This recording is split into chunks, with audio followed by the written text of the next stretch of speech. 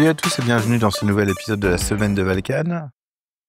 Votre newsletter audio qui vous partage des médias de Infotech à découvrir pour passer une bonne semaine. Aujourd'hui, je vous parle de la semaine 40 qui va du 29 septembre au 5 octobre. Alors, cette semaine, pas grand-chose, mais il y a pas mal de petites news, notamment le week-end prochain, donc du 10 au 12 octobre, je serai à Octogone et on a même un stand avec la JDR Academy. Donc, venez nous voir le samedi matin et le dimanche matin pour discuter avec nous. Voilà, c'est plutôt sympa. Sinon, qu'est-ce que j'ai regardé cette semaine ? Cette semaine, j'ai regardé enfin le live sur Alien de 2D6 plus cool. Donc, le système mis en place a l'air vraiment sympa. Je suis pas sûr d'avoir tout compris, mais heureusement, je vois Volsung à Octogone normalement, donc je vais pouvoir en discuter pas mal avec lui. J'ai vu une vidéo que j'aime beaucoup qui s'appelle Seven Devs Make Ballad Robot It's an Horror Game. Franchement, ça donne envie de tester la création de jeux vidéo. Alors, je sais, quand on voit les autres faire, ça semble toujours facile, mais j'imagine qu'il doit y avoir une sacrée dose de travail derrière pour réussir à faire ce genre de projet. J'ai continué Kaiju numéro 8. C'est quand même compliqué parce qu'on a les épisodes au compte-gouttes, donc c'est toujours un peu difficile, mais bon, le thème est toujours très sympa et ça s'emballe pas mal. Alors, j'aurais tendance à vous conseiller quand même d'attendre d'accumuler quelques épisodes avant de vous les y lancer parce que c'est quand même extrêmement frustrant de les regarder un par un, une fois toutes les semaines.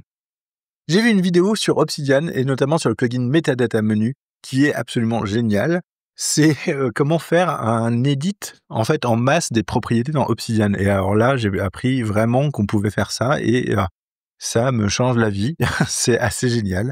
C'est-à-dire qu'on peut prendre tout un répertoire ou toute une classe et lui attribuer des propriétés avec des valeurs. Et donc du coup, là, on arrive sur des trucs où j'ai pu changer toutes les valeurs par exemple, de task note, où j'étais parti sur une gestion avec des tags et en fait, je repars sur une version avec des properties qui me semble mieux. Et franchement, j'ai fait ça en 3 minutes et c'est génial parce que pourtant, les niveaux des tasks, comme j'essaie de suivre un petit peu ce que fait Getting Things Done, j'ai aussi toutes mes tâches un jour peut-être. Et alors là, il y en a quand même, je crois, 200, des petits trucs que je note comme ça et que je repasse régulièrement une fois par mois. J'ai vu une vidéo de Nick Milo sur Give Me 15 minutes et I teach you 80% of Obsidian. Donc, donnez-moi 15 minutes, je vous apprendrai 80% d'Obsidian. Pas grand fan de cette vidéo. Pour moi, elle est trop rapide. Elle est pas vraiment dans le step by step. Elle est pas vraiment du tout dans l'apprentissage. On dirait plutôt une démo commerciale sous stéroïdes. Donc, j'ai pas franchement approché.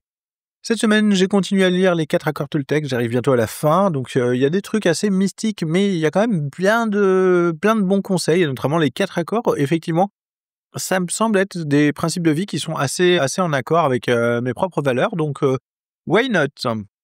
Cette semaine, j'ai écouté un truc, on est autour de la santé et de la gestion pour les créateurs de contenu avec La Voix de Guillaume, la santé pour un créateur de contenu, Solopreneur en forme, vivre ton contenu sans te sacrifier, et Tech Café, comment devenir un maker à succès.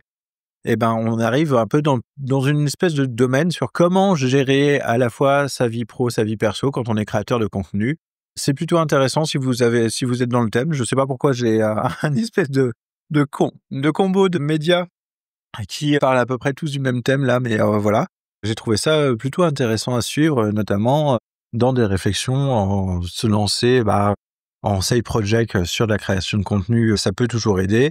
Et si vous avez décidé vraiment de franchir le pas et de devenir créateur de contenu à plein temps, je pense que ça peut être intéressant de regarder.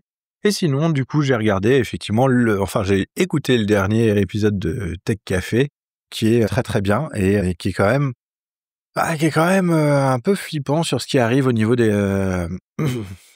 au niveau de tout ce qu'il y a comme, on va dire, politique tech US, quoi. C'est un peu compliqué, hein, quand même.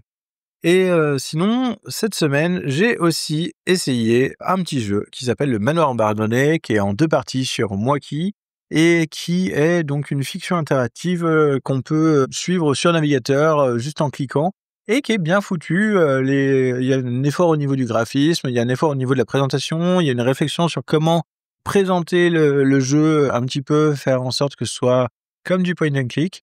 Franchement, j'ai beaucoup aimé, j'ai trouvé ça très sympa. Et puis, il y a un petit peu d'humour aussi, ce qui ne gâche rien dans le scénario de l'histoire. Donc, allez-y. Voilà, c'était tout pour cette semaine. J'espère que vous avez trouvé des informations intéressantes. N'hésitez pas à partager le podcast, à lui mettre 5 étoiles sur les différentes plateformes. N'hésitez pas aussi à venir discuter avec moi directement sur Mastodon et on se retrouve du coup sans doute en live la semaine prochaine sur Octogone. Allez, à plus tard, salut.